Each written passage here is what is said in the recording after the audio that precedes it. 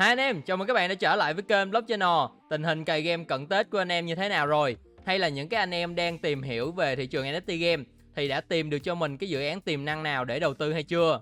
Nếu như vẫn đang loay hoay không biết là phải đầu tư vào một dự án như thế nào thì cùng đến với chuyên mục phân tích nhanh dự án của mình, để biết đâu là anh em sẽ có thêm những cái thông tin về những cái dự án tiềm năng để mà phù hợp với anh em và anh em đầu tư vào đó nha. Và dự án NFT game trong video ngày hôm nay mình sẽ nghĩ là cực kỳ phù hợp với những anh em mới tham gia vào thị trường, vì đây sẽ là một cái tựa game cho phép anh em là free to earn.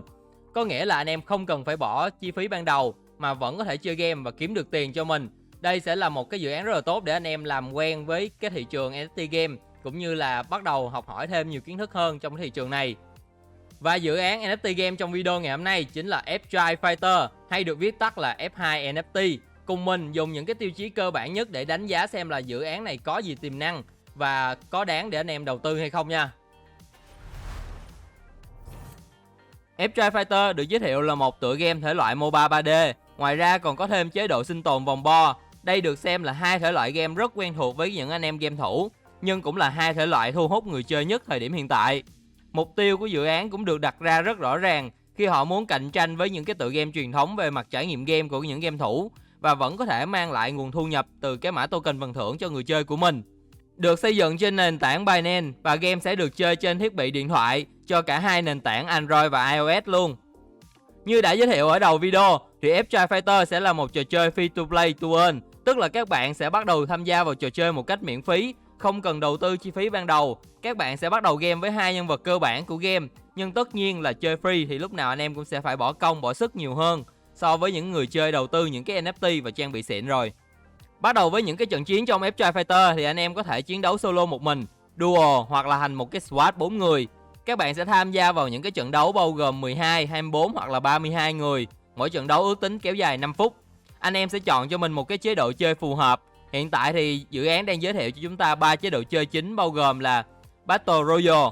Đây sẽ là thể loại chắc chắn là quá quen thuộc với anh em rồi đúng không? Các bạn sẽ bước vào một trận đấu mà mục tiêu là trở thành người sống sót cuối cùng để giành chiến thắng.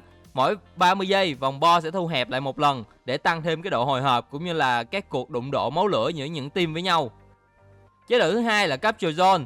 Đây sẽ là các vùng căn cứ kiểm soát ngẫu nhiên trên bản đồ. Anh em sẽ thành lập các đội 2 hoặc là 3 người, chiếm các căn cứ kiểm soát trên bản đồ để mang về điểm số cho đội của mình. Các bạn có thể xâm chiếm căn cứ của những cái team khác để mang về điểm số. Chiến thắng cuối cùng là dành cho cái đội có điểm số cao nhất. Chế độ thứ ba là Thủ Tháp. Đây là chế độ mà mang thiên hướng MOBA nhất, khi mỗi đội sẽ bảo vệ cho mình một cái tượng đài của đội mình và sử dụng những cái chiến lược để phá hủy công trình của đối phương để giành chiến thắng. Hiện tại thì trong F-Drive Fighter chỉ mới có Battle Royale là cái gameplay chính thức thôi, còn hai cái gameplay còn lại thì sẽ được giới thiệu trong thời gian sắp tới.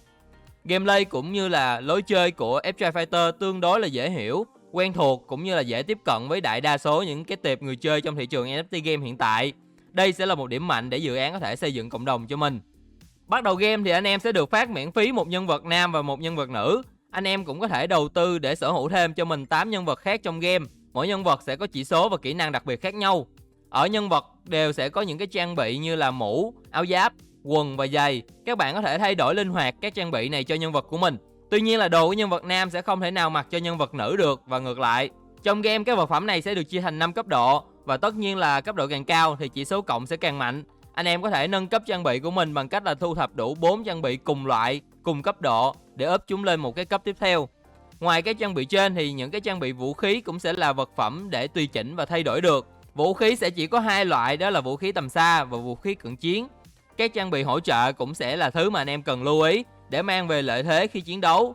Nó có nhiều công dụng khác nhau, giống như là ván trượt thì có khả năng là di chuyển nhanh hơn, hoặc là bot để quét kẻ địch đang ẩn náu. Những người chơi có thể sở hữu những cái trang bị này bằng cách mua những cái box NFT. Những cái box này có 5 loại bao gồm là Common, Rare, Super Rare, Epic và Legendary, tương ứng với 5 cấp độ của những cái trang bị. Tỷ lệ mở ra box Common sẽ là nhiều nhất với 60% và hiếm nhất là Legendary với chỉ 1% mở ra mà thôi. Các box này cũng sẽ được chia tiếp thành hai loại, đó là box kit và box item. Những cái box kit thì anh em có thể mở ra ngẫu nhiên những cái trang bị có giới tính nam hoặc là nữ. Còn những box item thì anh em sẽ được lựa chọn theo yêu cầu của mình.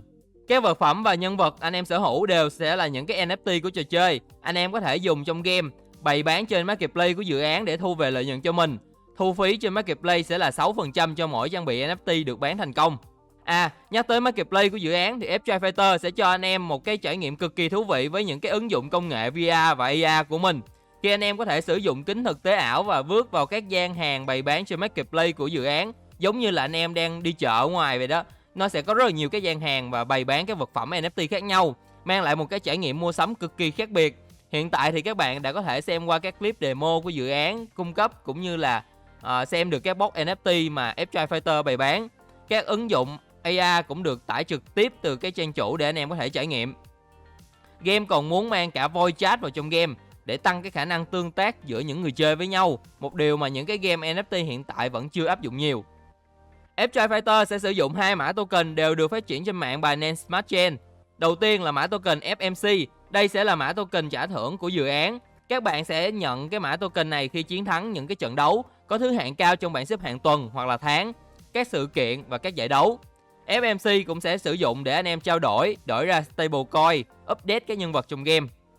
Thứ hai là mã token F2C, đây là mã token chính của dự án với tổng cung là 1 tỷ mã token, được sử dụng để làm các phần thưởng cho sự kiện và sẽ là mã token để anh em sử dụng mua các box NFT, phí mua bán trao đổi nhân vật trên Marketplace. Hiện tại thì mã token F2C đã được list sàn vào ngày 5 tháng 1 năm 2022. Anh em muốn sở hữu cái mã token này thì có thể sử dụng địa chỉ token ở phía dưới phần mô tả để tránh mua nhầm những cái token fake nha. Thời gian khóa token của team dev cũng như là dàn cố vấn sẽ lần lượt là 12 và 6 tháng. Đây là một khoảng thời gian khá là ổn để cho dự án có thể phát triển và cũng thể hiện được cái sự gắn bó của team dev với dự án của mình. Vậy thì chúng ta sẽ tới luôn một cái phần khá là quan trọng nữa của dự án, đó chính là đội ngũ phát triển đứng phía sau dự án này là những ai. Thì F-Drive Fighter được phát triển bởi F-Drive Game, một studio làm game lớn ở Việt Nam. Hình ảnh và các thông tin cơ bản cũng như kinh nghiệm trong ngành của những cái thành viên đội ngũ phát triển đều được công khai rõ ràng trên trang web của dự án, với các khuôn mặt người thật việc thật chứ không phải là những cái hình ảnh AI như nhiều dự án khác. Họ đều là những người có hơn 5 năm kinh nghiệm trong lĩnh vực của mình, đặc biệt là phát triển và xây dựng dự án game. F-Drive Fighter cũng chỉ là một trong những cái game đầu tiên được xây dựng trong hệ sinh thái F-Drive Metaverse. Có thể thấy đây là một tín hiệu cực kỳ hứa hẹn cho một tựa game bùng nổ và một dự án được đầu tư rất là chỉnh chu. Điều này càng thể hiện rõ ràng hơn khi anh em nhìn vào dàn backer và partner của dự án. Những cái tên đã rất là quen thuộc trong cộng đồng như là Starbucks, Dowmaker, GameFi, Redkai, hay là những cái tên quen mặt với anh em Việt Nam hơn như là Kiwi Group, Bami, HC Capital, CoinClub hay là Jcoin Việt Nam, thì có thể thấy được đây là một cái dàn hậu phương rất là vững chắc của F-Drive Fighter. Và cũng không khó hiểu khi mà trang Twitter của dự án thu hút hơn 147.000 người theo dõi với các thông tin đang được cập nhật đều đặn trên trang. Anh em có thể theo dõi trang Twitter và Telegram của dự án để nhận thêm cái thông tin nha. Hiện tại thì game đang trong giai đoạn thử nghiệm phiên bản alpha test dành cho 2.000 người dùng. Sắp tới thì trong quý 1 năm 2022, game sẽ cho ra mắt các sự kiện stocking marketplace của dự án và cho ra mắt phiên bản chính thức trên cả iOS lẫn Android. Và đến quý 2 năm 2022, game sẽ chính thức xuất hiện trên store của hai nền tảng ứng dụng này. Cùng với đó là các update nhân vật và vũ khí mới cho game. Ok, và vừa rồi là những thông tin nhanh về dự án F-Drive Fighter. Anh em thấy dự án này như thế nào? Cá nhân mình thì thấy đây là một cái dự án mà cả về mục tiêu nè, cơ chế kiếm tiền, cách chơi game, đội ngũ phát triển hay là cái hướng đi của dự án đều rất là rõ ràng. Cho nên là anh em có thể yên tâm hơn về việc tìm hiểu cũng như là theo dõi dự án. Và cái cơ chế free to earn cũng sẽ là một cái động lực để thu hút những cái người chơi mới tham gia vào cộng đồng của F-Drive Fighter. Đây là một cái tín hiệu rất là tốt. Khi mà cộng đồng phát triển thì đương nhiên là game cũng sẽ phát triển rồi. Tuy nhiên thì F-Drive Fighter không phải là một cái tựa game đi đầu trong cái phân khúc này. Có thể kể đến những cái tên đã đi trước và cạnh tranh trực tiếp với lại F-Drive Fighter như là Titan Arena. Nhưng mà cá nhân mình thì thấy nếu như mà F-Drive Fighter vẫn có thể làm tốt về cơ chế kiếm tiền cũng như là đảm bảo về việc trải nghiệm game của game thủ, thì cái việc mà xây dựng cộng đồng cũng như là cạnh tranh với những cái tựa game đi trước là hoàn toàn có thể. Cá nhân mình thì thấy đây là một cái dự án rất là tiềm năng, xứng đáng để được anh em theo dõi cũng như là tìm hiểu và đầu tư trong thời gian sắp tới. Nhưng mà đây chỉ là ý kiến cá nhân của mình thôi. Đương nhiên là anh em phải tìm hiểu thêm thông tin về dự án cũng như là có những cái quyết định sáng suốt cho mình, vì đây không phải là một lời kêu gọi hay là xúi dục đầu tư, mà tiền là của anh em, cho nên anh em phải chịu trách nhiệm nha. Và hy vọng là anh em thích thông tin trong video này. Đừng quên để lại một like cũng như là một subscribe để ủng hộ cho Vlog Channel. Ngoài ra thì nếu như mà các bạn muốn nhận thêm những cái thông tin nhanh về NFT game thì có thể theo dõi trang Twitter của mình. cũng như là tham gia vào group Telegram của team mình. Link mình sẽ để dưới phần mô tả để có thể trò chuyện cũng như là đặt câu hỏi trực tiếp cho mình nha. Và bây giờ thì chào tạm biệt và hẹn gặp lại anh em ở video lần sau.